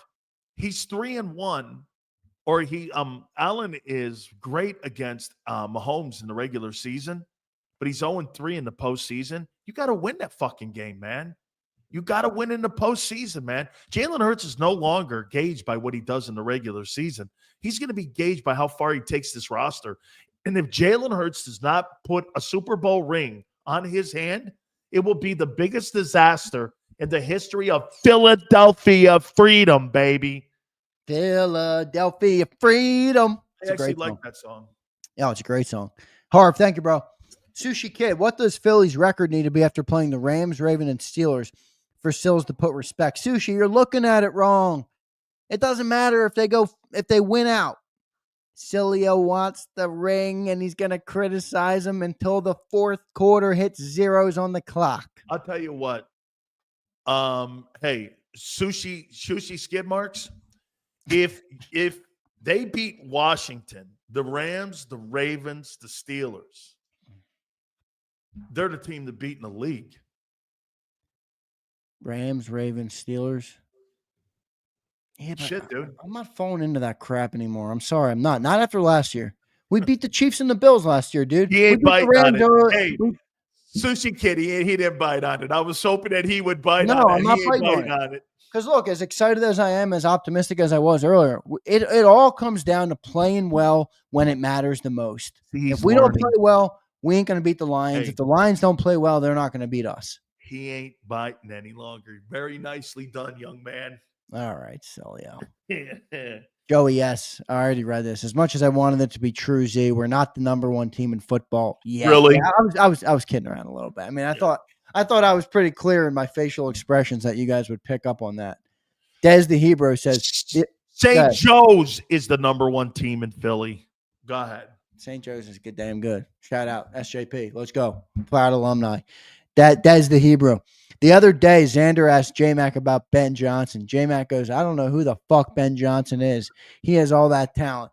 I think he was talking about him wanting the $15 million, right? Wait, 18. Wait a minute. He doesn't know who Ben Johnson is. Ben Johnson is. But wait a minute. But get this. The quarterback in Philly doesn't use a tight end or the 3 wide receiver. And you're trying to tell me that the guy in Detroit who's spreading the ball around to everybody. By the way, that tight end up there in Detroit is really good too. Laporte, whatever his name is. Sam Laporte, yep. He's good. He's a good football player, man. See, the difference between Goff and Hurts, Goff spreads the ball around. Hurts can't. He just can't. Yeah, good stuff. Yale, did you go to LaSalle? That'd be interesting. Did you go to LaSalle, Yale? All right, I think we got them all. Sounds like Sills needs a beer. No, we got more new ones now. We start reading them, and then people send new ones. Christopher Darker checks in. The point of my comment was they run up the score on bad teams. It means nothing to me. Dallas did the same stuff last year. The Lions haven't touched a defense like ours or any good defense yet. Yeah, people are like karma for the Lions. I'm like, I don't believe in fucking karma. They're a good football team, and they're making you know it. Karma? What the hell is karma? Nothing to do. I don't believe in karma. I don't either. I don't. I believe you're either a good dude or you're not, and you're either a dick or you are. I don't know. Okay. I thought we missed the chat. One of the blue ones. Somebody said something. Get in there. I don't miss anybody. All right. So, do you think Hurts' ceiling could be McNabb? Hurts' ceiling is Tyrod Taylor and Teddy Bridgewater. He has far surpassed those guys. That's his. You understand something here? Always Sunny. His ceiling is who he is now. He's 5 years in the NFL. He'll get better at reading defenses. He'll get better at doing certain things. But as a skill set, he can't read defenses. He hates throwing across the middle of the field. It's almost like he's blind. Can we answer Christopher? He's going to cry about it. Christopher, I'm sorry. You're right. You gave $10. You do deserve a response. We read it. I just don't agree with your point, but that doesn't mean you don't deserve a response. Big Sales, what's your response to him saying the Lions haven't touched a defense like ours or any good defense yet? How do you know you're a good defense when you haven't played anybody either? My point at the beginning of the show was I don't know who any of these teams are. Well, right we shut down Joe Burrow pretty good, and they're doing a number on other teams. Can I tell you the 2 wins that my takeaways this year? Washington and Cincinnati, Packers too. I'll do 3 of them. Yeah, but Packers was week 1. Like that's a weird. I know, in Brazil, I know. that's a weird game. That's not Those 3 games. I'm probably gonna. The rest of them, I don't take anything away from those games. All right, Darker. Good point. Sorry, bro. You're right. We should have read it. He says again, compare it to last year's Dallas team. I'm not sure what he's talking about there. I'll tell you what, Christopher. Dallas is a mess. And somebody asked me earlier, Sills, would you take Dak over Jalen? And I'm like, no, I know who Dak is, and I think Dak panics too much. One thing I'll give Jalen a lot of credit for, and Zander, I mean this, I do not believe Jalen Hurts panics. Dude, he doesn't panic at all. Okay? I think Dak panics. It's almost spooky how little he's swayed by anything. Hey, I think Dak panics in the pocket.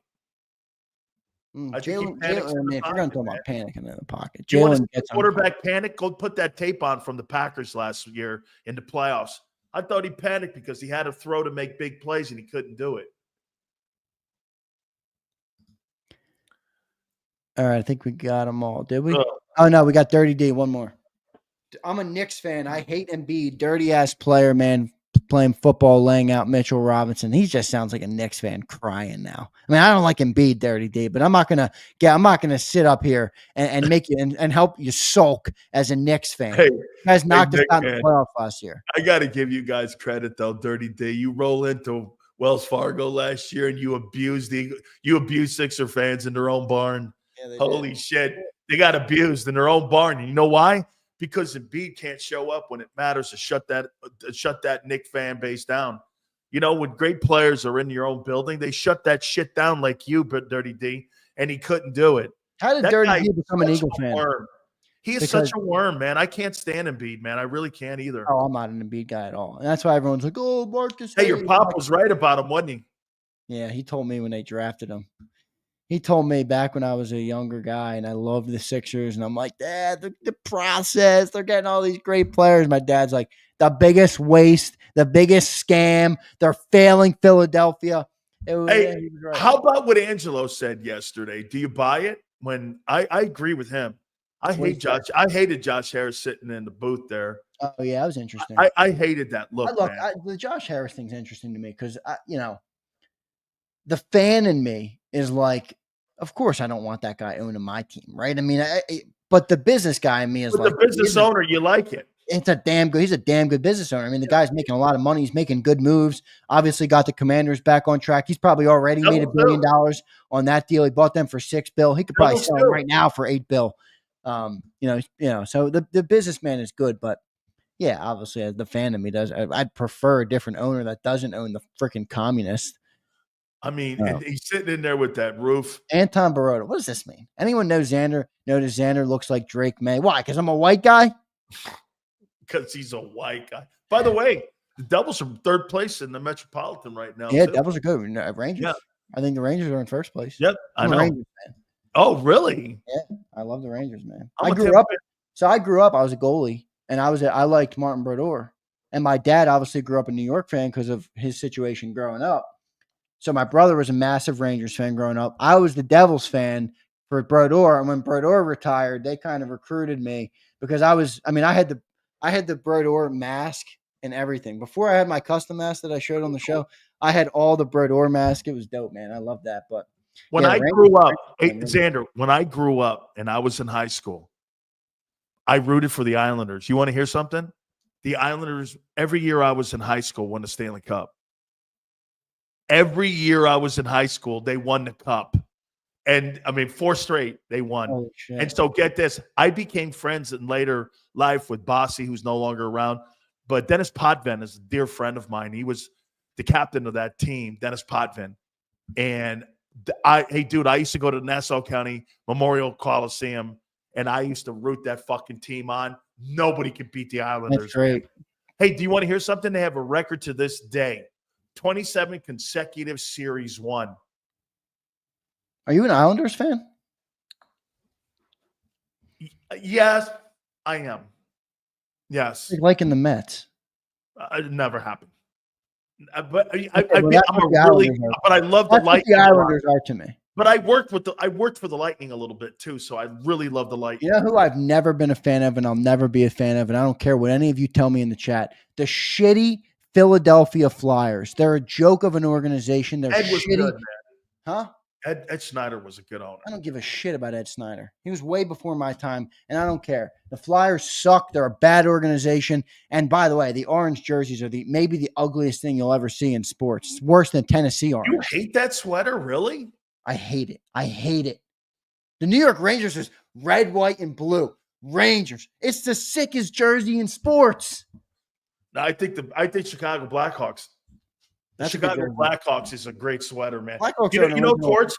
I think Remember that? Blackhawks are an original city too. Hey, do you Original remember? 16 I too. wore that Winter Classic. Torts gave me that when he was the head coach of the Rangers. He gave me that sweater. He gave me that sweater when he was the head coach of the Rangers, man. You can fuck the Rangers. All right, man. Hopefully we're able to catch up with these guys. We'll send them a text when we take. I'm going to take a timeout. I haven't taken a timeout yet. Have I even taken a break? Wait, real quick, all the best jerseys are all the original 6 teams. Oh yeah. Bruins, Blackhawks, Red Wings, Canadians, Rangers, and Maple Leafs. Those are all the best jerseys in hockey. I got to tell you one quick story here. So the Florida Panthers, I used to work down in Miami, and Jay-Z's guy, he's the commissioner now of the Big 12. His name escapes me. And he worked for Jay-Z and New Rock or Rock Nation. So Jay-Z would come down. He was a fan of the Panthers. He hired this guy. So Jay-Z would show up all the time. There he is walking by. I'm broadcasting live. I really like the Panthers. So here, get this, Zander. We lived in Tampa for a long time. My wife and my kid get tickets down on the ice. Ovechkin's in town. My fucking kid and my wife are doing this. Watch this. Banging on the glass for Ovechkin. People call my radio show going, hey, Sileo, no, I know you're moving back down to South Florida here. You might have your family not rooting for the out of town. I saw your family down there banging on the ice. My wife's banging on the ice. They must have seen Ovechkin. My wife's been to more hockey games, along with my daughter, than NFL games or baseball games or any other sport outside of rugby. They go to hockey games all the time, man. All right, man.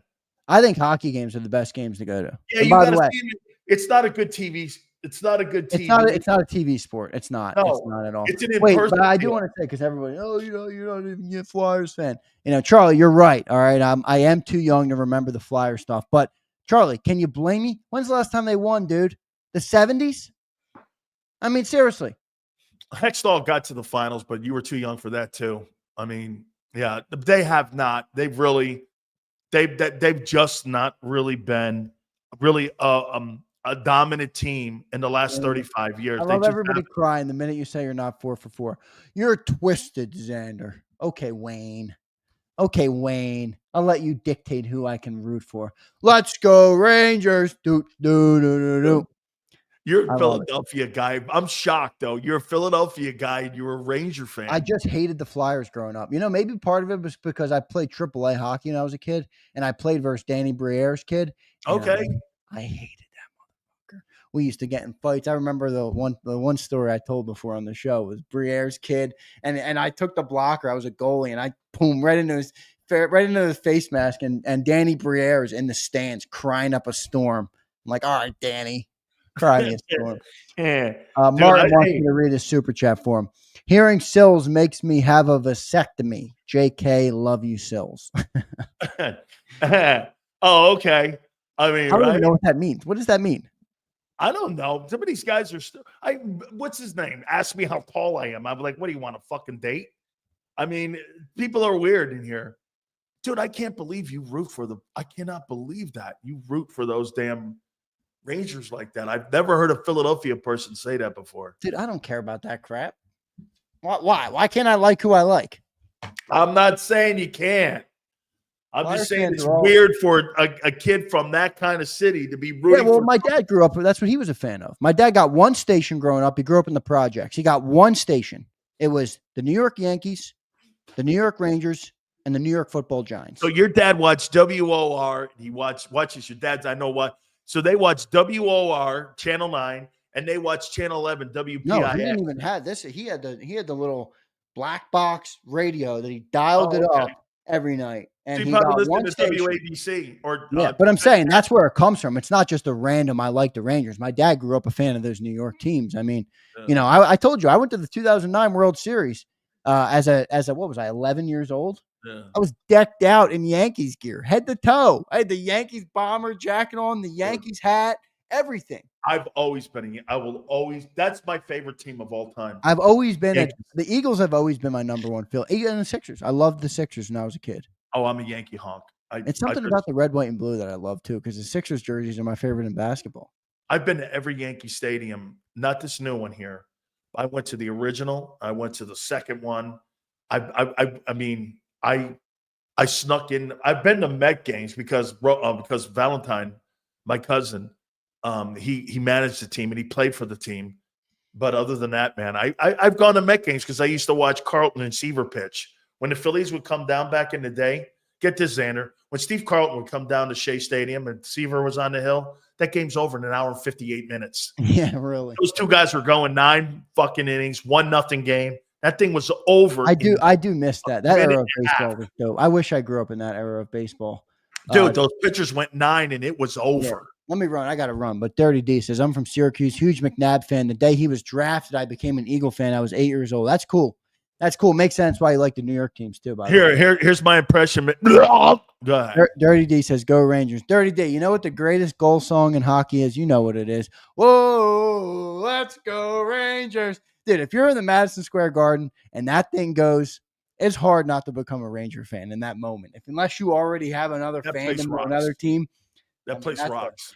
Yeah, my brother lives in New York City right now. So he's by a the big way, business. when the Flyers roll in and it's a Flyer, like you said though, when the Red Wings roll in there, when it's Red Wings and Rangers, man, or Bruins and Rangers, the original 6, that shit's off the charts down in Madison Square Garden, man. All right, I got to run. All right, man. Xander, great stuff. Do me a favor. Please hit the like button. Xander, thank you, brother. We'll catch you tomorrow on Bird 365. Yep, a lot of fun today, man. Thanks, everybody. Thanks, Big Sills. Catch you tomorrow, brother. You guys were absolutely sensational. Do me a favor. We're still going to try to effort our friend Jackie Slater and also Vince Ferragamo. Please hit the like button. Keep it here, National Football Show.